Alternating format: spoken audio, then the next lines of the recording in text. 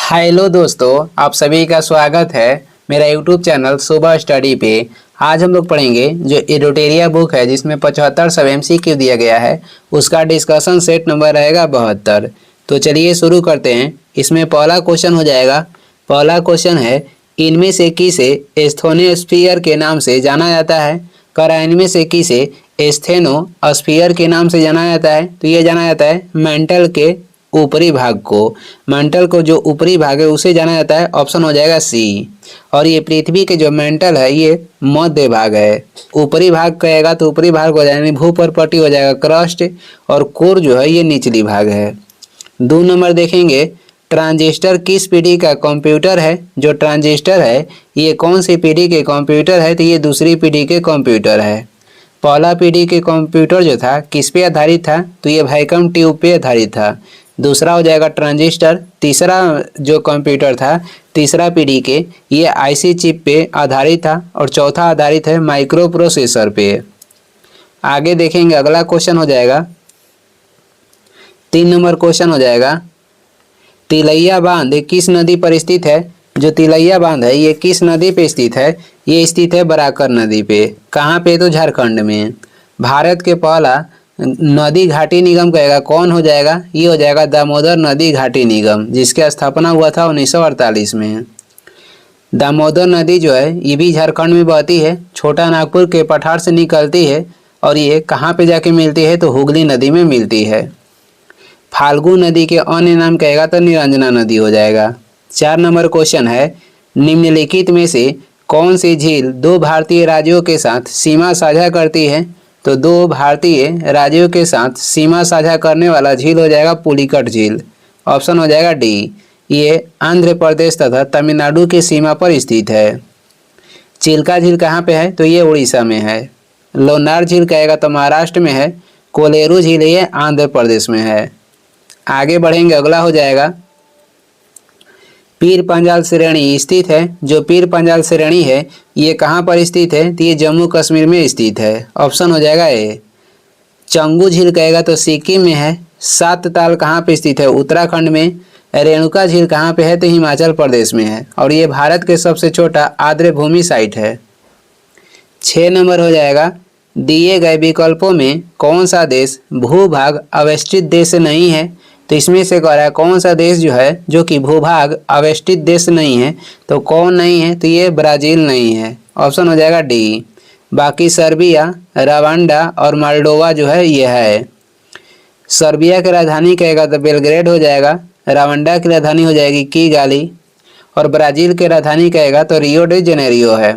यहीं पे पहला जो पृथ्वी सम्मेलन हुआ था यहीं पे हुआ था 1992 में। आगे देखेंगे, 7 नंबर हो जाएगा, चीन के साथ कितने भारतीय राज्य सीमा बनाते हैं। चीन के साथ कितने भारतीय राज्य है जो कि सीमा बनाता है, तो ये बनाते हैं 5 राज्य। और कौन कौन, जम्मू कश्मीर, अरुणाचल प्रदेश, हिमाचल प्रदेश, सिक्किम और उत्तराखंड। ये 5 राज्य है जो कि चीन के साथ सीमा बनाता है। जम्मू कश्मीर, अरुणाचल प्रदेश, हिमाचल प्रदेश, सिक्किम और उत्तराखंड। बांग्लादेश के साथ भी 5 राज्य, 5 भारतीय राज्य सटे हैं, जिसमें हो जाएगा पश्चिम बंगाल, मिजोरम और ATM जो ट्रिक है इसका हो जाएगा असम, त्रिपुरा और मेघालय। 8 नंबर देखेंगे, पुनासा जलप्रपात किस राज्य में है। पुनासा जलप्रपात आपको बताना है कि किस राज्य में है, तो ये मध्य प्रदेश में है। ऑप्शन हो जाएगा डी। इंदिरा सागर जो परियोजना है ये भी मध्य प्रदेश में है। भारत के सबसे ऊंचा जलप्रपात कहेगा तो ये हो जाएगा कुंचिकल जलप्रपात, जो कि वाराही नदी पे स्थित है। कहाँ पे, तो कर्नाटक में। इसकी ऊंचाई हो जाएगी 455 मीटर। काकोलत जलप्रपात कहाँ पे है, तो ये बिहार के नवादा में है। चुलिया जलप्रपात कहेगा तो राजस्थान में है। किस नदी पे, तो चंबल नदी पे। आगे बढ़ेंगे, अगला हो जाएगा उपभोक्ता की बचत सिद्धांत निम्न में से किसने दिया था। तो उपभोक्ता की जो बचत सिद्धांत दिए थे ये किसके द्वारा दिया गया था, अल्फ्रेड मार्शल के द्वारा।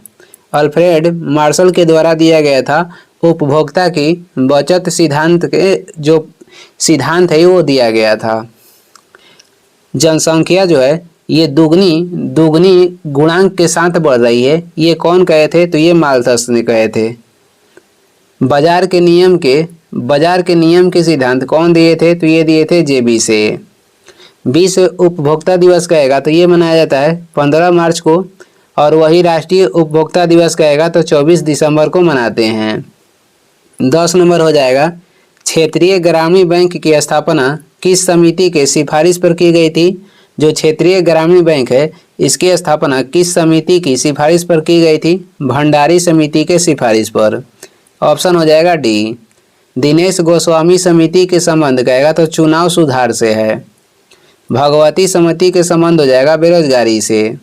शिवरामन समिति का संबंध हो जाएगा नाबार्ड के गठन से। इसी के सुझाव पे जो नाबार्ड है उसका गठन किया गया था। चीनी उद्योग से संबंधित समिति हो जाएगा महाजन समिति।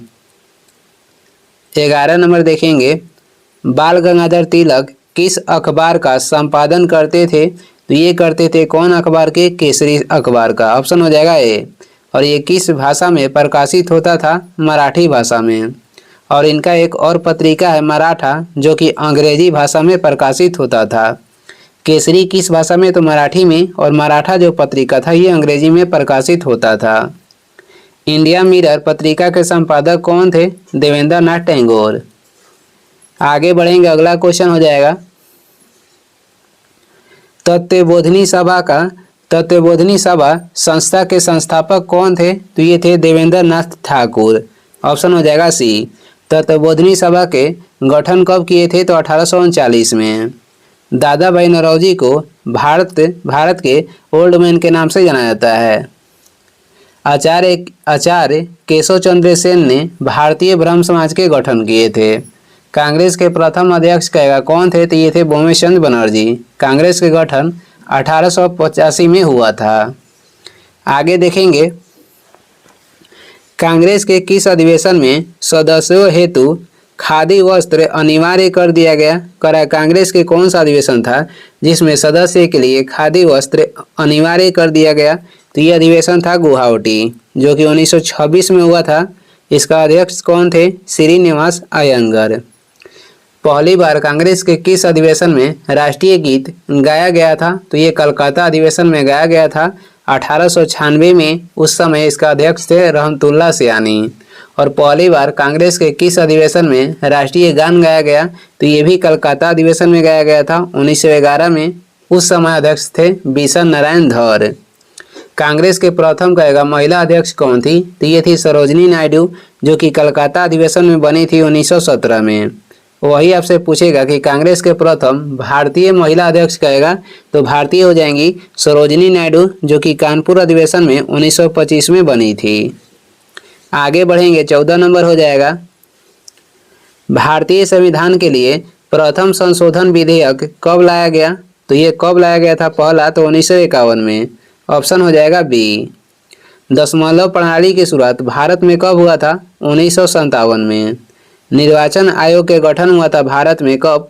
25 जनवरी 1950 को। एसबीआई के गठन कब हुआ था? 1955 में। 15 हो जाएगा, इंडियन वार ऑफ इंडिपेंडेंस 1857 के लेखक कौन हो जाएंगे? तो ये हो जाएंगे बीडी सावरकर। और केवल 1857 पुस्तक के लेखक कहेगा जिसमें डिजिट में लिखा हो, ये इस पुस्तक के लेखक हो जाएंगे एसएन सेन। जो 1916 के कांग्रेस के अधिवेशन हुआ था जिसमें नरम दल और गरम दल के मिलन हुआ था, उसका कहेगा अध्यक्ष कौन थे? तो उसका अध्यक्ष थे अंबिका चरण मजूमदार। एसी मजूमदार थे। एसी मजूमदार यानी कि अंबिका चरण मजूमदार। और ये कब हुआ था? 1916 में लखनऊ में हुआ था। आगे देखेंगे, सैंधव सभ्यता के प्रमुख स्थल बनवाली किस राज्य में स्थित है? तो बनवाली जो है ये हरियाणा में स्थित है। यहाँ से मिट्टी के निर्मित हल प्राप्त हुआ है। 17 हो जाएगा, आग का आविष्कार किस काल में किया गया? आग के जो आविष्कार हुआ था ये हुआ था पूरा पाषाण काल में। ऑप्शन हो जाएगा ए। पहिया के आविष्कार तथा कृषि जो था, कृषि के अस्थायी जीवन व्यतीत करने के जो खोज हुआ था नवपाषाण काल में हुआ था। आगे बढ़ेंगे, निम्नलिखित औद्योगिक कस्बों में कौन छोटा नागपुर पठार पर स्थित है? तो कौन छोटा नागपुर पठार पर स्थित है? तो ये स्थित है रांची। जो दुर्गापुर इस्पात कारखाना है ये बनाया गया था ब्रिटेन की सहायता से, और भिलाई इस्पात कारखाना बनाया गया था रूस की सहायता से। 19 नंबर हो जाएगा, भारत में सोने के सिक्के सर्वप्रथम किसके द्वारा जारी किया गया? तो सर्वप्रथम भारत में सोने के सिक्के जारी किया गया था हिंदू यूनानी के द्वारा। ऑप्शन हो जाएगा बी। और सर्वाधिक किसके द्वारा जारी किया गया था? तो सर्वाधिक सोने के सिक्के जारी किया गया था गुप्त शासक के द्वारा। और शुद्ध सोने के सिक्के कौन जारी किए थे? कुषाण शासक। छत्रप प्रणाली की शुरुआत किसने किया था? तो शक शासक ने छत्रप प्रणाली की शुरुआत किए थे।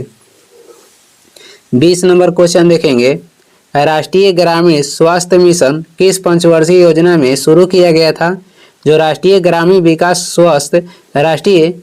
स्वास्थ्य मिशन था, इसकी शुरुआत हुआ था 2005 में, और ये किस पंचवर्षीय योजना में शुरू किया गया था? 10वीं में। 10वीं पंचवर्षीय योजना के कार्यकाल कहेगा 2002 से 2007 तक था।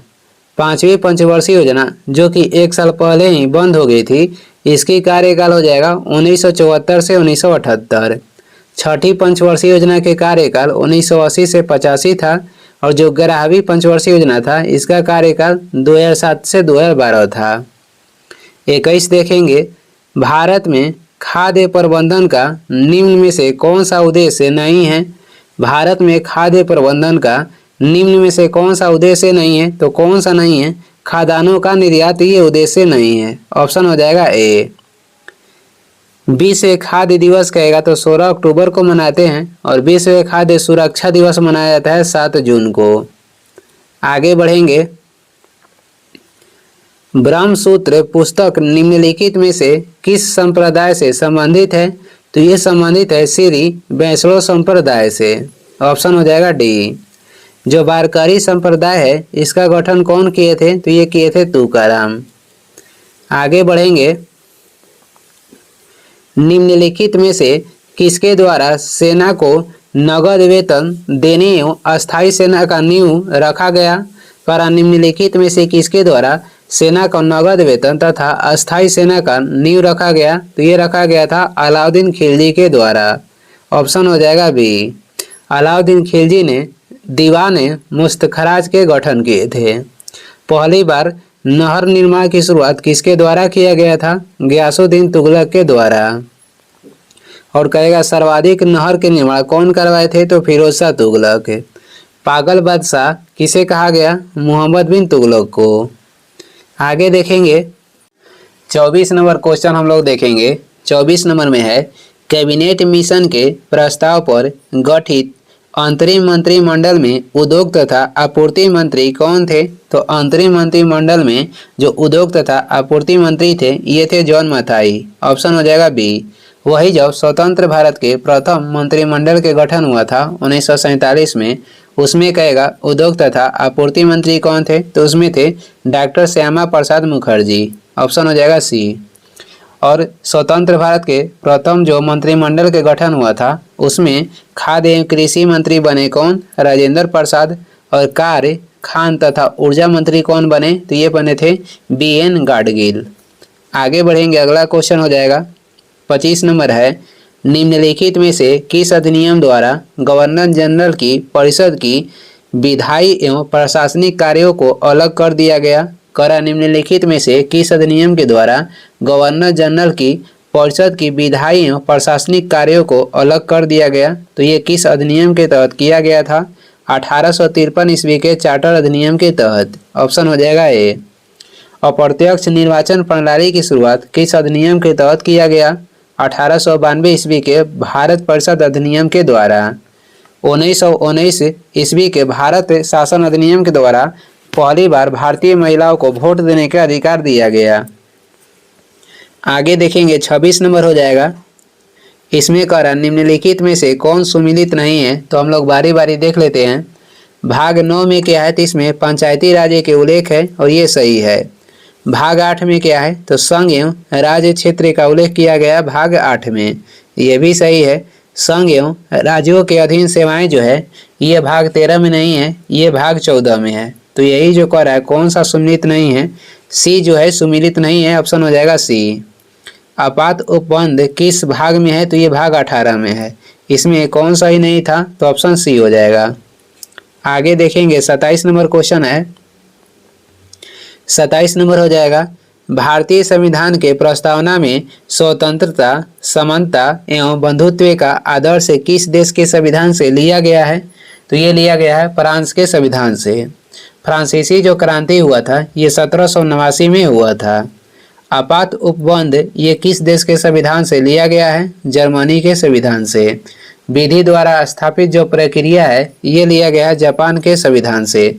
वही आपसे कहेगा कि विधि निर्माण जो प्रक्रिया है ये किस देश के संविधान से लिया गया है? तो ब्रिटेन के संविधान से। विधि द्वारा स्थापित प्रक्रिया जापान से लिया गया है और कह रहा है कि विधि निर्माण प्रक्रिया ये ब्रिटेन से लिया गया है। 28 नंबर हो जाएगा, लोक नियोजन के विषय में अवसर की समता संविधान के किस अनुच्छेद में वर्णित है? तो ये कौन सा अनुच्छेद में वर्णित है? तो अनुच्छेद 16 में। ऑप्शन हो जाएगा बी। अनुच्छेद 15 में क्या है? धर्म, जाति, लिंग के आधार पर जो भेदभाव है इसका उल्लेख किया गया है अनुच्छेद 15 में। उपाधियों का अंत किस अनुच्छेद में है? तो अनुच्छेद 18 में। प्राण एवं दैहिक स्वतंत्रता का उल्लेख किस अनुच्छेद में किया गया है? अनुच्छेद 21 में। आगे देखेंगे अगला क्वेश्चन हो जाएगा, अगला है संविधान के किस संशोधन के द्वारा निर्धारित किया गया है कि राष्ट्रपति मंत्रिपरिषद एवं उसके प्रमुख प्रधानमंत्री की सलाह के अनुसार कार्य करेगा? तो ये कौन सा संविधान संशोधन के द्वारा निर्धारित किया गया था? 42वां संविधान संशोधन अधिनियम जो कि 1976 में हुआ था, इसके तहत किया गया था। ऑप्शन हो जाएगा ए। पहला जो संविधान संशोधन हुआ था 1951 में हुआ था और इसके द्वारा 9वीं अनुसूची जोड़ा गया था। 7वां संविधान संशोधन अधिनियम 1956 में हुआ था। इसके तहत एक जो राज्यपाल हो जाएंगे, एक राज्यपाल दो किसी राज्य के राज्यपाल बन सकते हैं।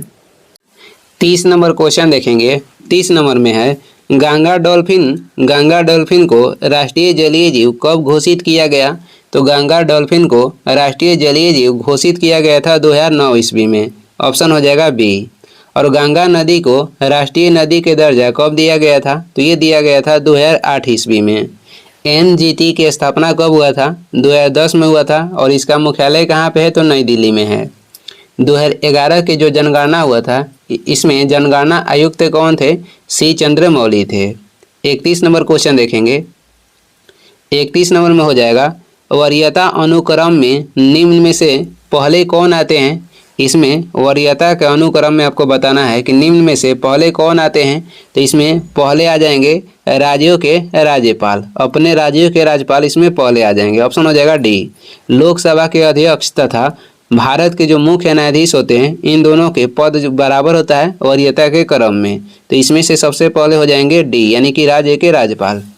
कुछ वरीयता क्रम में देख लेते हैं इनका पद सबसे पहले आएगा। तो सबसे बड़ा पद में वरीयता के अनुसार सबसे बड़ा पद होता है राष्ट्रपति के, इससे छोटा हो जाएगा उपराष्ट्रपति, और इसके बाद आएंगे प्रधानमंत्री, इसके बाद आते हैं राज्यपाल, इसके बाद आते हैं पूर्व राष्ट्रपति, इसके बाद आते हैं मुख्य न्यायाधीश और लोकसभा अध्यक्ष, क्योंकि मुख्य न्यायाधीश और लोकसभा अध्यक्ष की जो पद है वरीयता क्रम में बराबर होता है। इनके नीचे रहते हैं मुख्यमंत्री या कैबिनेट मंत्री। फिर से देख लेते हैं, इसमें सबसे बड़ा पद कहेगा तो राष्ट्रपति का होता है, इससे छोटा उपराष्ट्रपति, इसके बाद प्रधानमंत्री, राज्यपाल, पूर्व राष्ट्रपति, मुख्य न्यायाधीश तथा लोकसभा अध्यक्ष, और इससे छोटा मुख्यमंत्री तथा कैबिनेट मंत्री। आगे बढ़ेंगे, अगला क्वेश्चन हो जाएगा 32 नंबर है, प्रथम योजना आयोग के उपाध्यक्ष कौन थे? प्रथम योजना आयोग के उपाध्यक्ष हो जाएंगे कौन थे? तो ये थे गुलजारी लाल नंदा। ऑप्शन हो जाएगा बी, गुलजारी लाल नंदा। और प्रथम योजना आयोग के अध्यक्ष कहेगा तो ये प्रधानमंत्री होते हैं जवाहरलाल नेहरू थे। नीति आयोग के कहेगा प्रथम उपाध्यक्ष कौन थे? तो ये थे अरविंद पनगड़िया। भारत के प्रथम कार्यवाहक प्रधानमंत्री कहेगा तो गुलजारी लाल नंदा हो जाएंगे। वित्त आयोग के प्रथम अध्यक्ष कहेगा तो ये हो जाएंगे केसी नियोगी। 33 नंबर देखेंगे, कृषि भूमि को छोड़कर अन्य संपत्ति पर संपदा शुल्क किस सूची के अंतर्गत आते हैं? करा कृषि भूमि को छोड़कर अन्य संपत्ति पर संपदा शुल्क है ये किस सूची के अंतर्गत आता है? तो ये आता है संघ सूची के अंतर्गत। ऑप्शन हो जाएगा ए। जो रेल है, डाक है और रक्षा है, ये सभी रखा गया है संघ सूची में। पुलिस, कृषि ये आता है राज्य सूची के अंतर्गत। शिक्षा, शादी और वन ये आता है समवर्ती सूची के अंतर्गत। आगे बढ़ेंगे, अगला क्वेश्चन हो जाएगा 34 नंबर है। निम्नलिखित में से कौन पॉलीसेकेराइड के उदाहरण है? तो इसमें से पॉलीसेकेराइड के उदाहरण हो जाएगा काइटिन। ऑप्शन हो जाएगा डी। काइटिन किसमें उपस्थित होता है? तो कवक के कोशिका भित्ति में ये उपस्थित होता है। सबसे मीठा शर्करा कहेगा तो ये हो जाएगा फ्रक्टोज। 35 नंबर क्वेश्चन है, निम्न में से किस विटामिन का संश्लेषण हमारे शरीर में होता है? तो हमारे शरीर में कह रहा है कौन सा विटामिन के संश्लेषण होता है? तो ऑप्शन अनुसार हो जाएगा विटामिन के। ऑप्शन हो जाएगा ए। हमारे शरीर के अंदर संश्लेषण होने वाले विटामिन हो जाएगा विटामिन के, विटामिन डी और विटामिन B7। विटामिन के जो है ये रक्त के थक्का बनने में मदद करता है। विटामिन ई की कमी से जनन क्षमता में कमी आ जाता है। आगे बढ़ेंगे, अगला क्वेश्चन हो जाएगा 36 नंबर है, निमोनिया बीमारी से कौन सा अंग प्रभावित होता है? निमोनिया बीमारी से कौन सा अंग प्रभावित होता है? तो ये प्रभावित होता है फेफड़ा। ऑप्शन हो जाएगा डी। और टीबी से भी फेफड़ा प्रभावित होता है। एड्स से प्रभावित होता है क्या? तो तंत्रिका तंत्र। टाइफाइड किसको प्रभावित करता है? तो आंत को। 37 है, हृदय संबंधी असामान्य हृदय संबंधी असमानताओं का पता लगाने के लिए निम्न में से कौन सा यंत्र का प्रयोग किया जाता है? तो हृदय से संबंधित असमताओं को पता लगाने के लिए इलेक्ट्रोकार्डियोग्राफ का प्रयोग किया जाता है। ऑप्शन हो जाएगा बी। शरीर में जो आंतरिक गड़बड़ी होता है इसे किससे पता करते हैं? तो सीटी स्कैन से। धड़कन की जांच किससे होता है? पेसमेकर से। आगे बढ़ेंगे, अगला हो जाएगा 38 नंबर में, सूची 1 को सूची 2 के साथ सम्मिलित करना है और इधर आविष्कार दिया गया है और इधर दिया गया है आविष्कारक के नाम। तो मिलान करते हैं। विटामिन के आविष्कार किसने किया था? तो विटामिन के आविष्कार किए थे फंक। विटामिन बी के आविष्कार कौन किए थे? तो विटामिन ए तथा बी के आविष्कार किए थे मैकुलन। विटामिन सी के आविष्कार किए थे होलगट और डी के किए थे हॉपकिंस। अब केंद्रीय जो बल है ये कैसा बल है? तो ये आभासी बल है। अब केंद्रीय बल आभासी बल हो जाएगा। आगे बढ़ेंगे, अगला क्वेश्चन हो जाएगा 39 नंबर है, निम्नलिखित में से कौन सा अंटार्कटिका में भारत का अस्थायी और उसके द्वारा परिचालित अनुसंधान स्टेशन है? निम्नलिखित में से कौन सा अंटार्कटिका में भारत का अस्थायी और उसके द्वारा परिचालित अनुसंधान स्टेशन है? तो कौन है? तो इसमें से हो जाएगा भारत तथा मैत्री। ऑप्शन हो जाएगा ए, भारत तथा मैत्री। अंटार्कटिका में भारत द्वारा अभी तक 4 स्टेशन अनुसंधान स्टेशन के गठन किया गया था, यानी कि स्थापना किया गया था। जिसमें पहला जो था ये था दक्षिण गंगोत्री और इसका स्थापना कब हुआ था? 1983-84 में। दूसरा जो था, दूसरा हो जाएगा, दूसरा कौन था? तो दूसरा था मैत्री। दूसरा मैत्री था जिसकी स्थापना हुआ था 1988-89 में। तीसरा कौन था? तो तीसरा हो जाएगा भारती, जिसका स्थापना 2012 में हुआ था। और फिलहाल में जो स्टेशन बनाया गया है ये हो जाएगा मैत्री 2, ये चौथा है। आगे बढ़ेंगे, अगला क्वेश्चन हो जाएगा 40 नंबर हो जाएगा, ज्वार पैदा करने वाला बल निम्नलिखित में से किन 2 बलों के बीच का अंतर है? तो ये कौन से 2 बल के बीच अंतर है? गुरुत्वाकर्षण खिंचाव तथा केंद्र त्यागी बल के बीच के अंतर है। ज्वार पैदा करने वाला बल निम्नलिखित में से किन 2 बलों के बीच के अंतर है? तो गुरुत्वाकर्षण खिंचाव तथा केंद्र त्यागी बल के बीच के ये अंतर है। घर्षण बल कैसा बल है? क्षयकारी बल है। और अपकेंद्रीय बल जो है ये आभासी बल है। ज्वार आने के अंतराल जो होता है 12 घंटा 26 मिनट होता है और भट्टा आने का अंतराल होता है 6 घंटा 13 मिनट। आगे बढ़ेंगे, अगला क्वेश्चन हो जाएगा, निम्नलिखित में से किस पर्यावरणविद को जल पुरुष के नाम से जाना जाता है? जल पुरुष भारत में किसे कहते हैं? राजेंद्र सिंह को कहते हैं। ऑप्शन हो जाएगा ए। भारत के बर्डमैन किसे कहते हैं? तो ये कहा जाता है सलीम अली को। मेट्रो पुरुष किसे कहा जाता है? श्रीधरन को मेट्रो पुरुष कहा जाता है। नर्मदा बचाओ आंदोलन के कहेगा कि नेतृत्व कौन किए थे? तो ये किए थे सुंदरलाल बहुगुणा। आगे बढ़ेंगे, अगला क्वेश्चन हो जाएगा 42 नंबर है, अंगूर में निम्नलिखित में से कौन सा अम्ल पाया जाता है? अंगूर में कह रहा है कौन सा अम्ल पाया जाता है? तो अंगूर में रहता है टार्ट्रिक अम्ल। ऑप्शन हो जाएगा सी। संतरा में पाया जाता है सिट्रिक अम्ल। सिरका में कौन सा अम्ल होता है? सिरका में होता है एसेटिक अम्ल। दही में होता है ब्यूट्रिक अम्ल। आगे बढ़ेंगे, अगला क्वेश्चन हो जाएगा। अगला सूची 1 को सूची 2 के साथ सुमिलित करना है। इधर उपकरण का नाम दिया गया है और इधर आविष्कारक के नाम दिया गया है। तो देखते हैं, विद्युत बैटरी के आविष्कार कौन किए थे? विद्युत बैटरी के आविष्कार किए थे अलेक्जेंडर वोल्टा। डायनेमो के आविष्कार किसके द्वारा किया गया था? माइकल फैराडे के द्वारा। ग्रामोफोन के आविष्कार कौन किए थे? Thomas Alva Edison. Safety lamp के आविष्कार किए थे हेम्पी डेवरी। इसका हो जाएगा ऑप्शन ए। आगे बढ़ेंगे, अगला क्वेश्चन हो जाएगा। एल्कीन श्रेणी का पहला सदस्य निम्न में से कौन है? जो एल्कीन श्रेणी है इसमें पहला सदस्य कहेगा कौन हो जाएगा? तो ये हो जाएगा C2H4। एल्कीन के सूत्र क्या होता है? एल्कीन के सूत्र होता है CnH2n। CnH2n एल्कीन के सूत्र होता है। एल्केन के हो जाएगा CnH2n+2। एल्काइन के होता है CnH2n-2। आगे बढ़ेंगे, अगला क्वेश्चन हो जाएगा। अगला है, केवल कार्बन और हाइड्रोजन वाले कार्बन यौगिक निम्नलिखित में से क्या कहलाते हैं? तो केवल कार्बन और हाइड्रोजन वाले जो कार्बन यौगिक है ये क्या कहलाते हैं? तो ये कहलाते हैं हाइड्रोकार्बन। ऑप्शन हो जाएगा ए।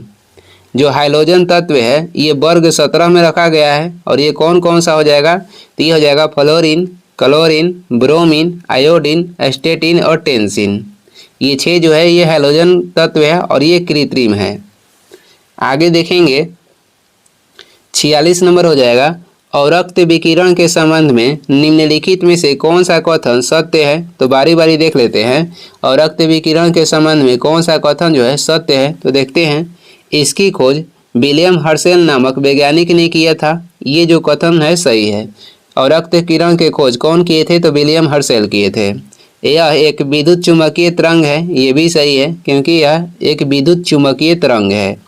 इसका उपयोग कोहरे में फोटोग्राफी करने में किया जाता है, ये भी सही है। जो कोहरा होता है उसमें फोटोग्राफी करने के लिए अवरक्त विकिरण का प्रयोग किया जाता है। इसमें से सभी सही है, तो ये हो जाएगा सभी कथन सत्य है। ऑप्शन हो जाएगा डी। निम्नलिखित में से किसकी विशिष्ट ऊष्मा सर्वाधिक होती है? विशिष्ट ऊष्मा कारक निम्न में से किसका सर्वाधिक है? तो सर्वाधिक है लोहा का। ऑप्शन हो जाएगा बी। पारा को क्या बोलते हैं? तो पारा को बोलते हैं क्विकसिल्वर। आगे देखेंगे, अगला हो जाएगा 48 नंबर है। अशुद्धि मिलाने पर किसी द्रव्य के क्वथनांक पर क्या प्रभाव पड़ता है?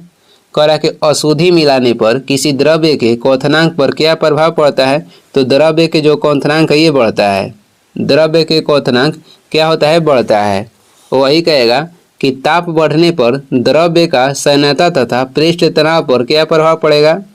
ताप बढ़ने पे द्रव्य की सैन्यता और पृष्ठ तनाव जो है दोनों घटता है। ताप के बढ़ने पे द्रव्य के सैन्यता तथा पृष्ठ तनाव दोनों क्या होता है? घटता है। वही ताप बढ़ने पे गैस के सैन्यता जो है ये बढ़ता है। द्रव्य की सैन्यता घटता है ताप बढ़ने पे और गैस की सैन्यता बढ़ता है ताप बढ़ने पे। 49 नंबर हो जाएगा। शुष्क सेल में विद्युत अपघट्य के रूप में उपयोग किया जाता है। तो शुष्क सेल में विद्युत अपघट्य के रूप में उपयोग करते हैं नौसादर को। ऑप्शन हो जाएगा सी। इसका होता है सूत्र NH4Cl। शुष्क सेल किसे बोलते हैं? तो प्राथमिक सेल को शुष्क सेल बोला जाता है। आगे बढ़ेंगे, अगला क्वेश्चन हो जाएगा 50 नंबर क्वेश्चन है।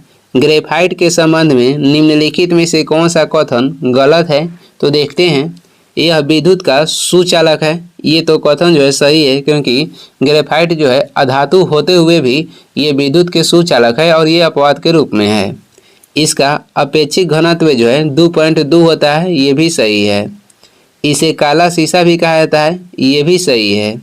और इसमें कार्बन sp3 प्रसंकृत रहता है, यही वाला गलत है क्योंकि ये त्रिकोणीय पिरामिड आकृति के होता है, sp3 नहीं होता है। इसमें करा कौन सा गलत है? तो ऑप्शन डी इसमें गलत था। कुछ महत्वपूर्ण वॉलनाइयर क्वेश्चन है, ये भी देख लेते हैं और इसमें हम लोग पढ़ेंगे महत्वपूर्ण मध्यकालीन पुस्तकें। जो मध्यकालीन में पुस्तक लिखी गई है उसके बारे में हम लोग देखेंगे। तबकात ए नासिरी के लेखक कौन थे? मिनहाज उस सिराज। ये सब जो क्वेश्चन है ये VVI है, जो बुक के नाम दिया गया है, ये एग्जाम में पूछते रहता है, तो यह अच्छा से याद कर लीजिएगा। तबकात ए नासिरी के लेखक कहेगा तो मिनहाज उस सिराज हो जाएंगे। फतवाए जहांदारी के लेखक कौन थे? जियाउद्दीन बर्नी। तारीख ए फिरोज शाही के लेखक कहेगा तो ये भी थे जियाउद्दीन बर्नी। तारीख ए फिरोज शाही के लेखक कहेगा तो जियाउद्दीन बर्नी हो जाएंगे। फतुहात ए फिरोज शाही कहेगा तो ये हो जाता है फिरोज शाह तुगलक। और तारीख ए फिरोज शाही के लेखक जियाउद्दीन बर्नी। तारीख ए फिरोज शाही के लेखक तो हो जाएंगे जियाउद्दीन बर्नी। और एक है ये तारीख ए फिरोज शाही के लेखक, ये शम्स ए सिराज अफीक जो थे ये एफएसटी यानी फिरोज शाह तुगलक के शासनकाल में ये भी पुस्तक लिखे थे। लेकिन जो ये वाला जो है मान्य है, जियाउद्दीन बर्नी हमेशा देते रहता है। ये फिरोज शाह तुगलक के शासनकाल में इसी के नाम से एक पुस्तक लिखे थे। ताज उल मासिर के लेखक कौन हो जाएंगे? ताज उल मासिर के लेखक हो जाएंगे हसन निजामी। तारीख ए यामनी के लेखक कौन थे? तारीख ए यामनी के लेखक हो जाएंगे उतबी, और ये मोहम्मद गजनबी के दरबार में रहते थे। तारीख ए मुबारक शाही के लेखक कौन हो जाएंगे? याहिया बिन अहमद सरहिंदी। तारीख ए मुबारक शाही के लेखक हो जाएंगे याहिया बिन अहमद सरहिंदी। तुगलकनामा के लेखक कौन है? तुगलकनामा लिखा गया है किसके द्वारा? अमीर खुसरो के द्वारा। नूह सिपहर किसके द्वारा लिखा गया है? अमीर खुसरो के द्वारा। तुगलकनामा तथा नूह सिपहर ये अमीर खुसरो के द्वारा लिखा गया है। आगे बढ़ेंगे, अगला हो जाएगा फुतूह उस सलातिन किसके द्वारा लिखा गया है? फुतूह उस सलातिन लिखा गया है इसामी के द्वारा। बिसल देव रासो के लेखक नरपति नाला हो जाएंगे, नरपति नाला है। मृगवती के लेखक कुतुबन, मृगवती के लेखक हो जाएंगे कुतुबन। हुमायूं नामा के लेखक कौन है? गुलबदन बेगम। हुमायूं नामा के लेखक कौन थी? तो गुलबदन बेगम। अकबर नामा किसके द्वारा लिखा गया है? अबुल फजल के द्वारा, और इसका कितना संस्करण है? तो 7 है। तबकाते अकबरी के लेखक निजामुद्दीन अहमद। तबकाते अकबरी के लेखक हो जाएंगे निजामुद्दीन अहमद। तारीख शेर शाही के लेखक अब्बास खां सरवानी। आगे बढ़ेंगे, अगला हो जाएगा, अगला है तुजुक ए जहांगीरी के लेखक कौन थे? तो जहांगीर। पादशाहनामा के लेखक कौन हो जाएंगे? अब्दुल हमीद लाहौरी। पादशाहनामा के लेखक अब्दुल हमीद लाहौरी। शाहजहांनामा के लेखक हो जाएंगे इनायत खां। शाहजहांनामा के लेखक इनायत खां। फुतुहात आलमगीरी के लेखक ईश्वर दास नागर। मजमा उल बहरीन के लेखक कहेगा तो दारा सिकोह है। और ये इस वीडियो के लास्ट क्वेश्चन है। वीडियो को लास्ट तक देखने के लिए धन्यवाद। वीडियो पसंद आ रहा है तो लाइक कर दें, चैनल पर नए हैं तो सब्सक्राइब कर दें। कुछ सुझाव एवं सलाह देना है तो कमेंट करके ज़रूर बताएं। Thank you.